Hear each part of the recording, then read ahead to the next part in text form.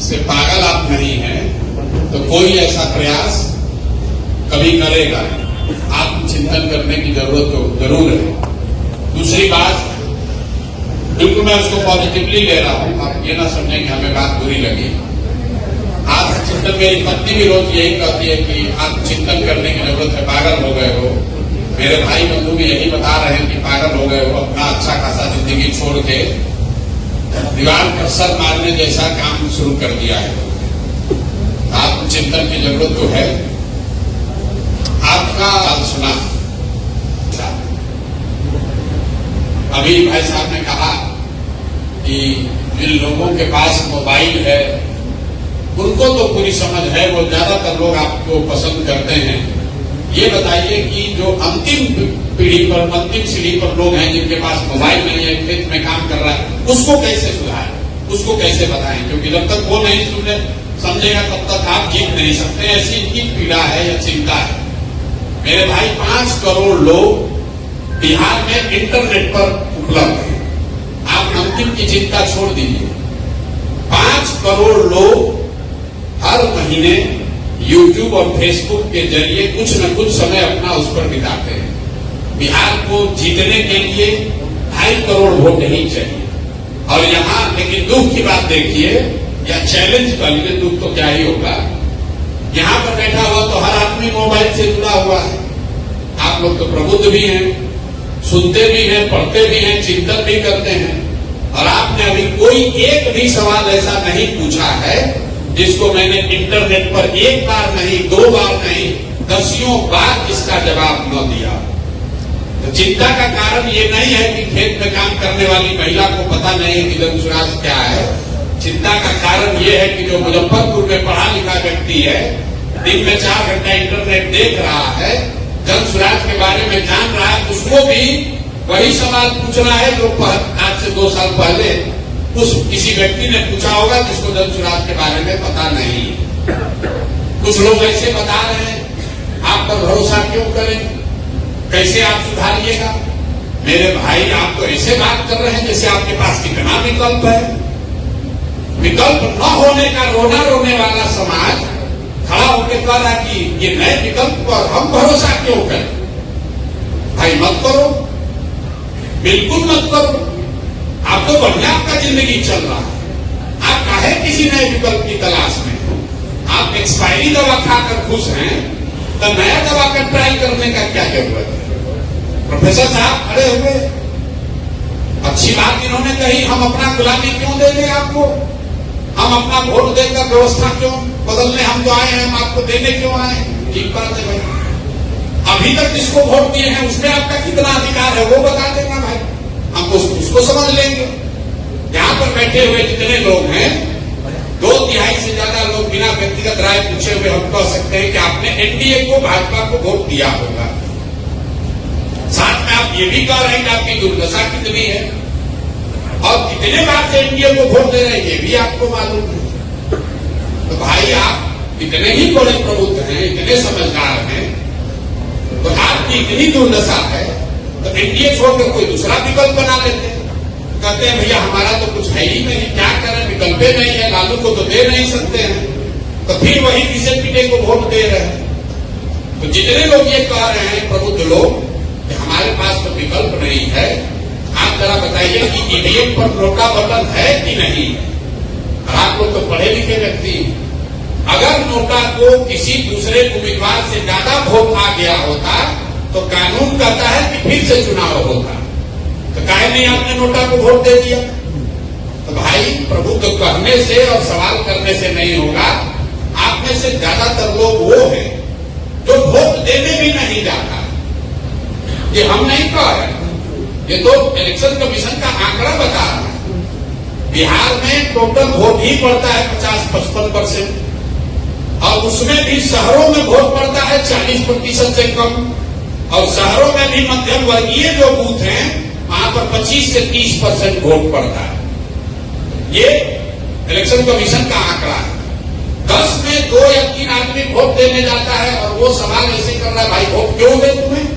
बिल्कुल ठीक बात है भाई, तुम पैसे भी वोट देने नहीं जाओगे। सवाल करना छोड़कर आपने इसके अलावा कुछ किया क्या है अभी? बिहार के जो बुद्धिजीवी लोग हैं, आप ही लोग के लिए प्लेटो ने कहा है, हम भी बुद्धिजीवी अपने आप को, हमको भी किसी ने विद्वान कहा, हम IITian नहीं है, हम IITian सर नहीं है, IIT जाने की हमारी औकात नहीं थी स्टूडेंट के तौर पर, लेकिन पढ़े लिखे आदमी हैं तो बुद्धिजीवी कह सकते हैं। प्लेटो ने कहा, if you do not participate in democracy, be ready to be ruled by your inferiors. अगर आप राजनीति में भागीदार नहीं हैं, तो इस बात के लिए तैयार रहिए कि कोई मूर्ख आदमी राजा बनकर आप पर शासन करेगा। तो जो बिहार का बुद्धिजीवी वर्ग है, मैं अपने आप को भी उसमें शामिल कर रहा हूं कि हम और आप परिस्थितिवश या स्वेच्छा से हमने ये तय किया कि भाई हमको तो राजनीति में नहीं जाना, हमको तो लोग बैठ के किनारे से लंबा लंबा ज्ञान देना है। तो जब हम आप राजनीति में आएंगे ही नहीं, तो स्वाभाविक है, तो बालू माफिया है, शराब माफिया है, लंपट है, बदमाश है, वही राजा है। अब फिर आप कह रहे हैं कि भ्रष्टाचार नहीं खत्म हो रहा है। बालू माफिया सर अगर जीत कर आपका सांसद बनेगा तो चोरी नहीं करेगा, तो आपके बच्चों की पढ़ाई की चिंता करेगा। जैसा बोइएगा वो काटिएगा, जैसा बोइएगा वही न काटिएगा। भाई आप कह रहे हैं कि आपकी क्यों जन सुराज पर भरोसा करें? भरोसा जन सुराज पर बिल्कुल मत कीजिए। आपने कहा व्यवस्था कैसे सुधरेगी? व्यवस्था सुधारने का सीधा तरीका यह है कि जिसको भी चुनिए, जिस किसी को भी चुनिए, उसको अकाउंटेबल बनाइए। अकाउंटेबल कैसे बनेगा? 5 वर्ष आपका वोट व्यवस्था ने बनाया है 5 वर्ष के लिए। जिसको अच्छा लगे, जिस पर भरोसा करें, उसको वोट दीजिए। लेकिन वो वोट, वो भरोसा 5 वर्ष के लिए होना चाहिए। 35 वर्ष की बंधुआ मजदूरी नहीं होनी। पूरे देश में 5 राज्य, तमिलनाडु, केरल, आंध्र प्रदेश, तेलंगाना और कर्नाटक, 5 राज्य मिलकर 1/3 GDP इन्हीं 5 राज्यों में है। सबसे ज्यादा तरक्की इन 5 राज्यों में हुआ है।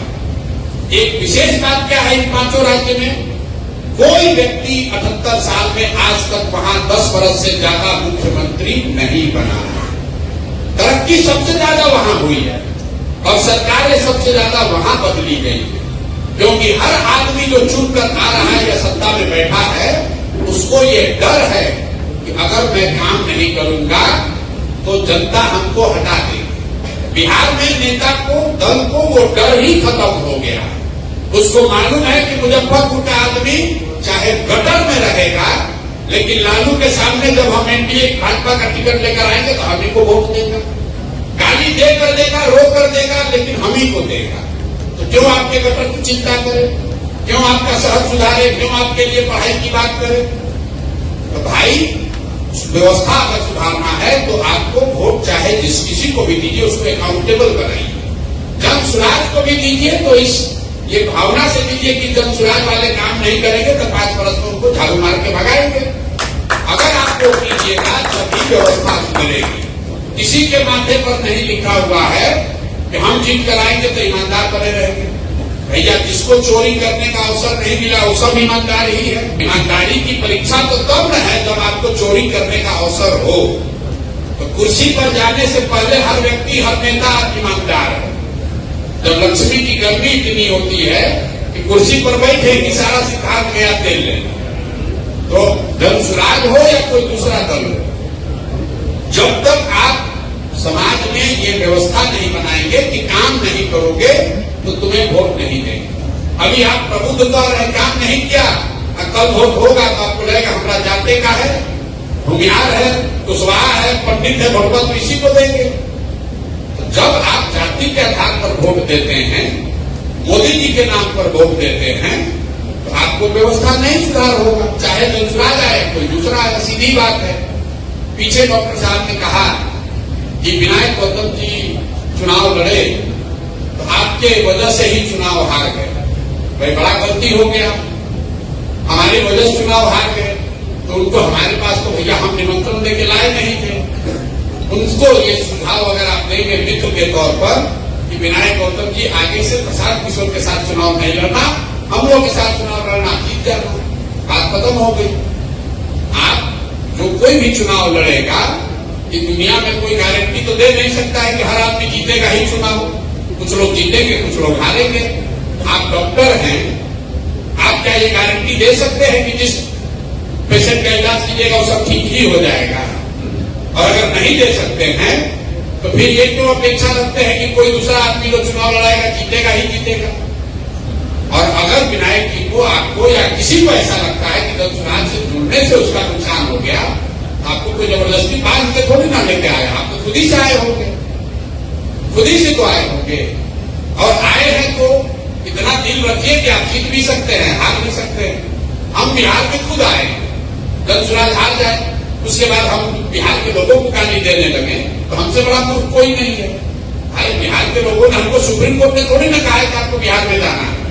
हमने स्वयं से तय किया है कि हमारी जिम्मेवारी है, मैं समझता हूं कि मैं बिहार में कुछ कर सकता हूं, इसलिए मैं प्रयास कर रहा हूं।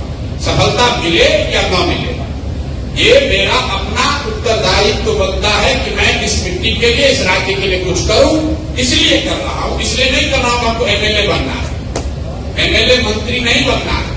तो जितना बनकर नाम, पैसा, शोहरत कमाया जा सकता है, उससे बहुत ज्यादा नाम, शोहरत, पैसा कमा लिया। लेकिन सिर्फ इसलिए ये प्रयास कर रहे हैं कि इसी मिट्टी में जन्म हुआ है, समझते हैं कि कुछ इस मिट्टी के लिए हमारा भी, हम पर भी कर्ज है। और उससे बढ़कर आप ये समझिए, प्रयास हम करें या आप करें, प्रयास आज हो या 10 वर्ष के बाद हो, करना तो किसी न किसी बिहार के आदमी को ही पड़ेगा। कोई तमिलनाडु से आकर बिहार, मुजफ्फरपुर, पटना, मधुबनी नहीं सुधारने वाला। आपको तय करना है कि आप किसी के प्रयास में कंधा लगाना चाहते हैं कि बैठ के कमेंट्री करना चाहते हैं। बिल्कुल आप एकदम बिल्कुल स्वतंत्र हैं, कीजिए, जितना कमेंट करना है कीजिए, क्रिटिसाइज करना है कीजिए।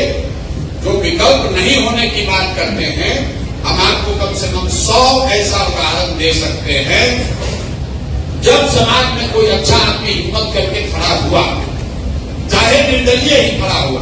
और जब कोई अच्छा आदमी खड़ा होता है तो सब आदमी मिलकर कहता है ना, आदमी तो बहुत अच्छा है ना, लेकिन जीतेगा नहीं, अरे वोटे मेरा बर्बाद हो जाएगा।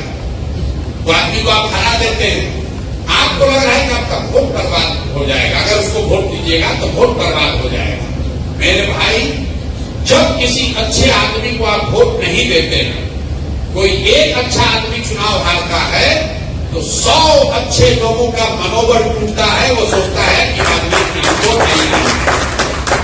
आप 24 घंटा ये गणना में लगे हैं, कौन जीतेगा, राजद जीतेगा कि एनडीए जीतेगा? मेरे भाई, ये तो दोनों दलों को आपने देख लिया। आपके पास, क्योंकि यहाँ कुछ डॉक्टर लोग भी बैठे हुए हैं, आपके पास, आपको कोई रोग है, आप एक दवा खा रहे हैं जो कि एक्सपायर हो गई है, आप डॉक्टर साहब के पास गए, डॉक्टर। हमारा वीडियो ये पसंद आए तो लाइक करें, सब्सक्राइब करें, शेयर करें। धन्यवाद। और देखते रहें बेलर तक।